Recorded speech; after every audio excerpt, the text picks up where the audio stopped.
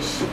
You are on your 8th project, and the objective of 8th project is to use visual aids appropriate for the message and the audience, and use visual aids with ease and confidence. But besides the use of visual aids, you also get evaluated on how the speech was structured, whether you used all the techniques you learned throughout your past 7 projects or not, how clear was the speech's purpose.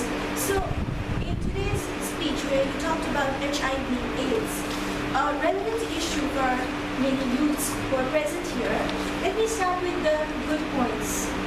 The good point was it had a lot of information and appropriate use of pictures. The slides were visually appealing. When you talked about syringes, you showed the syringe, and then when you talked about blood, there was a picture accompanying every point. The next thing was there were no long sentences, and that's a very good point whenever you're giving a presentation. There were short points, which was a good point. You started with a really loud voice, which was good, and you showed that picture about the impact of HIV/AIDS at home.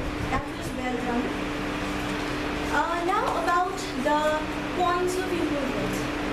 First thing was the laptop. You could have managed it properly before you started the speech. So you were having trouble. You had to keep signaling Saujanya to start the laptop. That was the first point.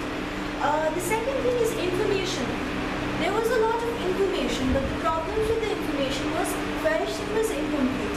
Because in our panel of evaluators, we had someone who specializes in talking about HIV/AIDS. So first thing was the information was incomplete. Second was it was too technical. Things like CD4 count, we don't know what that is. And there were some errors. For example, you said absenteeism, which should have been abstainism. You don't be absent, but you abstain. So, and finally, you could have used more anecdotes. So overall, it had a lot of points, but the project requires you to use at least 2 or more visual aids. That was missing.